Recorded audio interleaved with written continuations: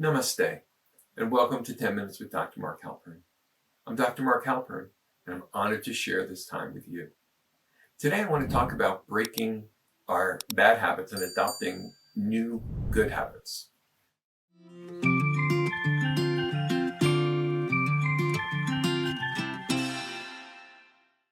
Now, we all know that it's not so easy to break our habits, and they're habits. If it was easy, they probably wouldn't be habits and we probably wouldn't do them. We all have these behaviors that we know are not really healthy for us. You know, habits are really how we live our life. It's a habit to get up in the morning at a certain time. It's a habit to go to bed at a certain time. It's a habit to sit down and eat a meal, or it's a habit to eat on the run. It's a habit to smoke a cigarette. It's a habit to have a drink of coffee. It's a habit to have a drink of alcohol. There are so many habits that we have. It's difficult to break our habits, and we know that some of them are not so healthy for us. We know that cigarettes are going to cause lung cancer. We know that junk food contributes to colon cancer. We know that low quality diet is associated with heart disease, and it goes on and on and on. And we know, gosh, if I could just adopt healthy habits, I would be so much happier and so much healthier. But it seems like the hardest thing in the world to adopt a healthy habit, to change what we're already doing. Now, some of you already have healthy habits, and so it's actually hard to change those too because it's a habit. I've often asked my students, I've said, what do you think the hardest, most difficult habit to break is? Do you think it's cigarette smoking? What about the habit of being angry? What about the habit of being anxious? What about the habit of drinking coffee or alcohol? What about the habit of eating sugar or salt? What about the habit of taking serious drugs like heroin? What do you think is the most difficult habit to break? The answer is the habit that's the most difficult to break is the habit that's yours. It's your habit. You get very attached to it. It doesn't really matter what the habit is. It's very difficult to break. It enslaves us.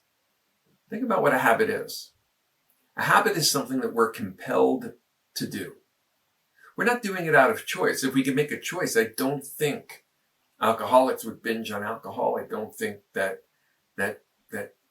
cigarette smokers would continue to smoke a pack of cigarettes a day. I just don't think that we would choose those behaviors.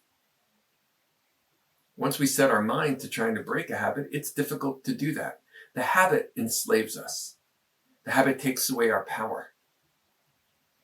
Real power is the power to choose what you're going to do in any given moment. When we're not compelled to do something, we do it because we want to, we truly want to. It comes from a deep place within us, within our hearts. It's not that we choose to do something simply because it's going to bring a moment of pleasure. We choose to do something because, well, we know it's going to bring well-being. That's real power. Real power is the power to make a choice in your life. And habits, they take that power away from you. Another word for a habit is an addiction. You know, we're addicted to our feelings like anger, to fear. We're addicted to our behaviors like cigarette smoking or a cup of coffee in the morning. We're addicted to the behavior of just about every action we take. It's not easy to express free will, to make a choice in any given moment. And yet you can do it. You really can reclaim your power. You really can turn your life into a life of choices rather than habitual patterns. But how? How do you do that? Well, I'm going to give you a couple of tips on how to do that right now. The first thing you've got to do is access your power. The way you access your power is by going into your heart. And the pathway to your heart is through silence. When you cultivate inner quietude, you'll hear the whispers of your heart. And those whispers are incredibly empowering. Most of the time, they're overshadowed by the noise of the mind. And the noise of the mind is compelling us to take certain actions. But the whispers of our heart are making it clear which actions would cause harmony, health, well-being. But most of the time, we just can't hear them. So we have to quiet the mind and listen to the heart. And this is the purpose of meditation. In fact, it's the purpose of a quiet life. If we can take some time to meditate, take some time to be quiet, well, then we'll begin to hear the whispers of our heart. And every whisper we hear is a surge of power. Your life will never be the same once you can hear the whispers of your heart. You will be empowered to take harmonious action in the world. So many times we start a new healthy habit that we want to adopt, and we do it for a while, but then we stop. We stop because even taking that action was really coming from the mind, not the heart. Oh, I want to lose weight, so I'll change my diet. I'll go on a fast or something. But that comes from the head. It doesn't come from the heart. When you can hear the whispers of your heart, that empowerment goes deep and far. It'll change your life. Meditation is really the key to cultivating that quietude. And then every time you make a shift in the habits of your life actually becomes more quiet because your senses become quieter. Let me explain what I mean by that. You see, when you go out and you have a bag of potato chips, your senses get very excited by the oil and the salt. And that causes your mind to become very active. Oh, these are such great potato chips. I love these potato chips. But when it's all done, it's like, well, I can't wait to get more potato chips in the future. I'll be happy when I get those. But when you've adopted healthy habits, the senses calm down. After a nice healthy meal and you've had some vegetables and you've had some fruits, you feel satisfied. And your mind is not overly excited by that. Your mind is not agitated by it. And when the meal is done, you're not thinking to yourself, oh my gosh, I can't wait to do that again. That was such a great high from the salt, or it could have been the sugar. You see, healthy behaviors quiet the mind. So you want to slowly bring your senses under control in order to quiet the mind, be able to hear the whispers of your soul or the whispers of your heart.